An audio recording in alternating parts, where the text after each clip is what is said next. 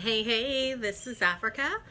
I just wanted to come to you today, talk a little bit about launching your online empire and probably a whole lot about sexual assault. So, first, you're probably wondering, how the heck do these two things go together? It's long been a belief of mine that mostly around the world, women who do not feel very empowered, who feel kind of trapped in their situation, and some men too. So let me say that too, but I'm mainly speaking to women. So women who feel trapped by their situations usually feel trapped in their financial situation. Like they can't get away, or they have to endure X, Y, and Z because they don't have the financial means to make it on their own. And so to me, the idea that we, you, me, people watching this video can build a business online, and not only if we find ourselves in that situation, lift ourselves out of a situation of sexual assault or any kind of physical violence, is truly important. And more importantly, if we are not suffering in that situation, that we have the means to help other women that are.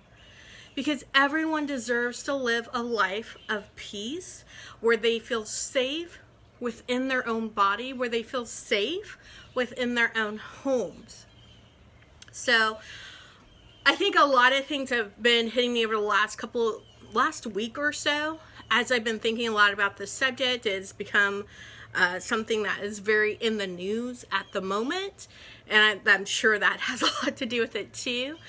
And this morning I was helping my daughter write a paper, meaning she wrote it, I was proofing it, and it was on a book where they discuss sexual assault in the home, like within marriage and battery and the whole 9 yards that you don't want to read about, or at least I don't want to read about it. It triggers a lot of things for me. So that's just been trigger week, right? And what occurred to me is this is supposed to be like in a small village somewhere in Africa, is kind of where this novel is depicted.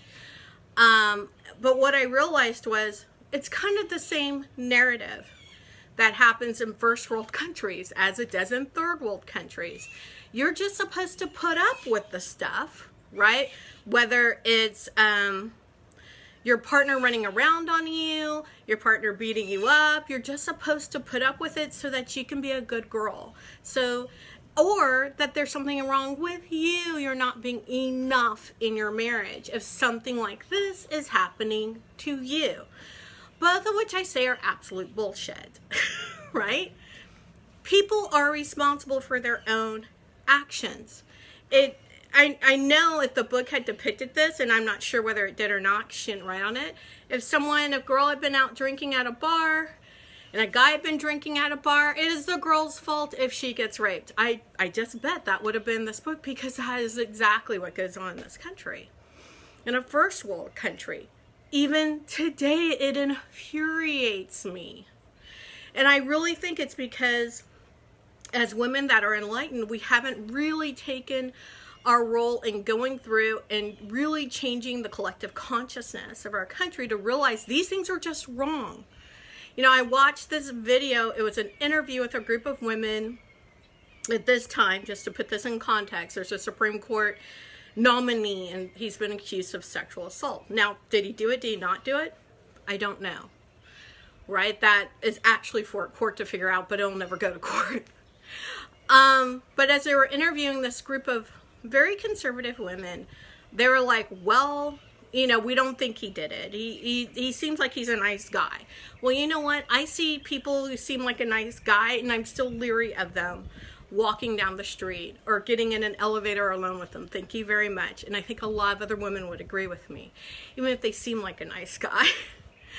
But there was one woman who said something that so terrified me, because I thought we were so beyond this moment. She said, hey, if he did this thing, that's just what boys do. It's just what boys do. I'm like, that's bullshit. It isn't just what boys do. I would never tolerate for my son to do something like that. I would never normalize that kind of behavior for him. But what can I say? Yeah, when I grew up, that's some of what boys did. It didn't make it right. It didn't make anyone feel safer or like they could now just blow it off that it happened. It was like I walked into the upside down world because I thought we were so beyond this. Now, I remember when I was younger, I live in Texas in the U.S., and many, many moons ago, there was a race for governor between a guy named Clayton Williams and a lady named Ann Richards. And it looked like Clayton Williams was going to win. I hope I said the right name. It looked like he was going to win. But then he was out on his huge ranch with a group of reporters, and they were talking about someone who had been raped. It was in the news. And he said, she should have just laid back and enjoyed it. What?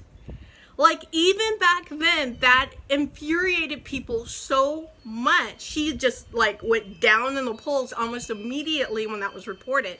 And it wasn't just reported by one reporter. It was reported by several reporters. So, like, there was corroboration. Like, this is what the man said. And he said, I said it. Because that's what he believed. It certainly didn't make it right. But I do think it typifies the time period and what the time period was like before, where it was just normalized and women should be happy for whatever attention, whether it was wanted or unwanted, whether it was forced on them or not. And this is something I thought, we've turned the corner as society, but we really haven't, because here we are having a national conversation about it again. And then I read another report that my friend, the first time I hope I've read something that was fake news, where a judge just recently, like maybe in the last 3 to 6 months, in Alaska, let a guy go free. He doesn't have to register as a sex offender, despite the fact that he kidnapped this girl, held her hostage, knocked her unconscious, sexually assaulted her several times before she escaped, filed charges, all that good stuff. And the judge's idea was, well, it was his first time and I don't want to ruin his life. Let me tell you something. Her life is ruined. Her life's already ruined. For all the things, the kidnapping, the being beaten, knocked unconscious, the sexual assaults. And you're worried about his life being ruined?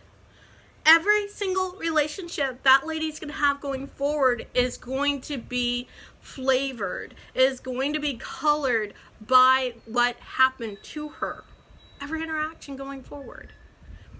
Why do I say that? Because I know when I was sexually assaulted when I was a kid by 2 different people, that all my relationships going forward were colored by those interactions.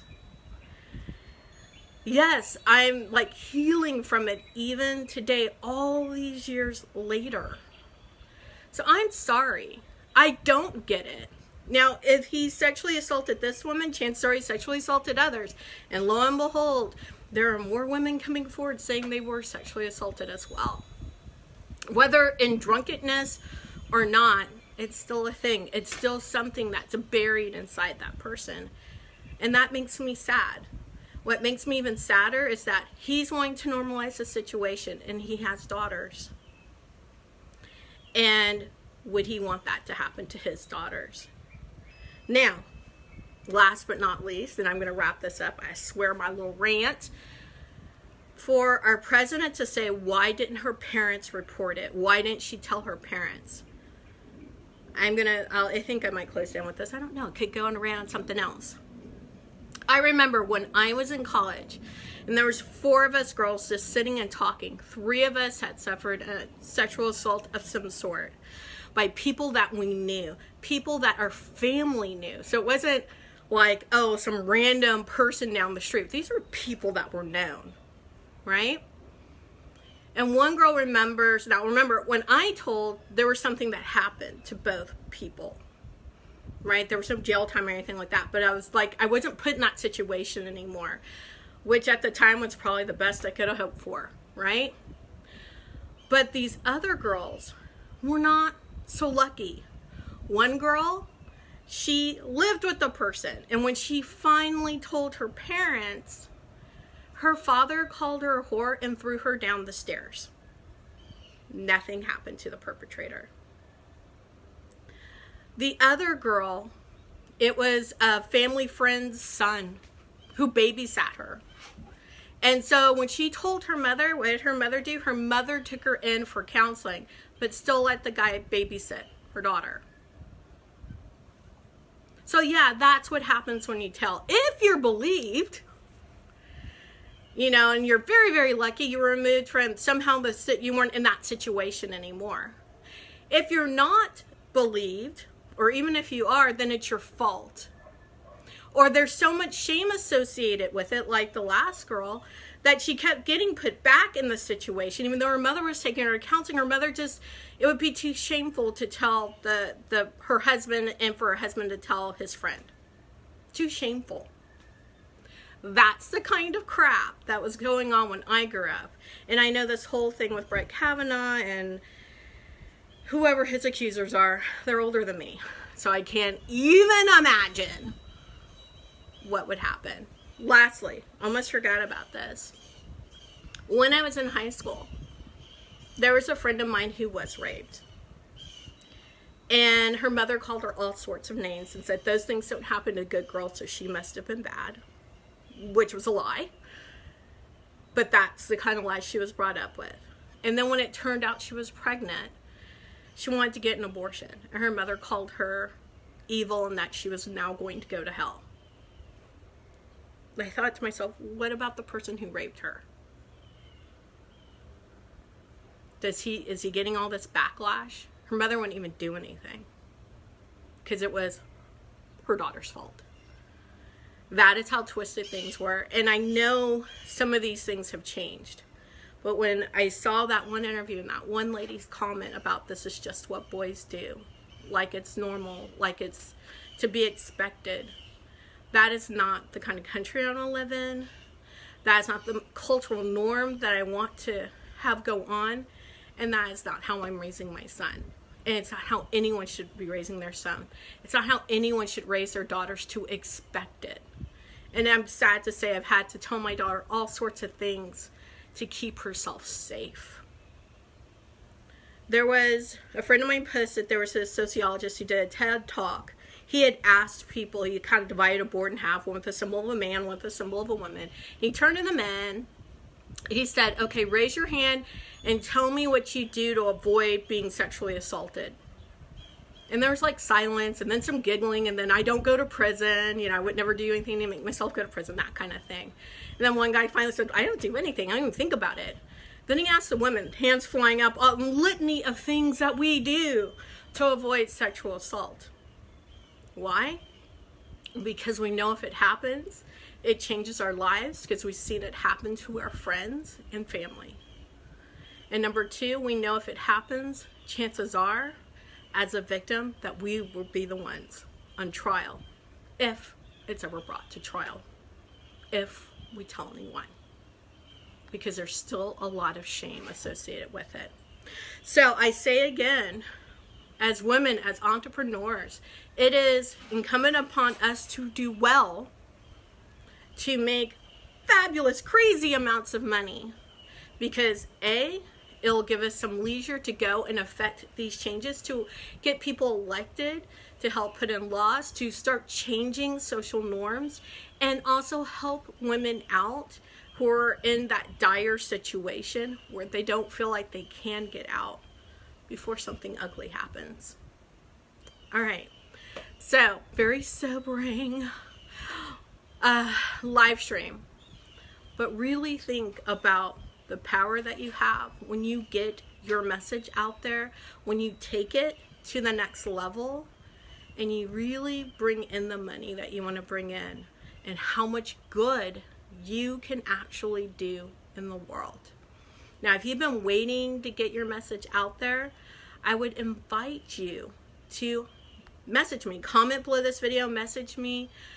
I have something new that's going to be coming out soon. It's going to be online business basics. It's like 10 videos of exactly the things you need to be doing to get yourself up and going, or to kind of reboot your business if it's kind of gone fallow.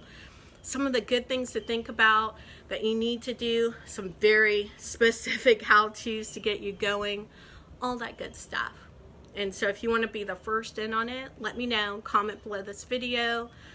Message me. And also, if you have comments about what I talked about the sexual assault, about physical abuse, share and comment on the video as well. All right.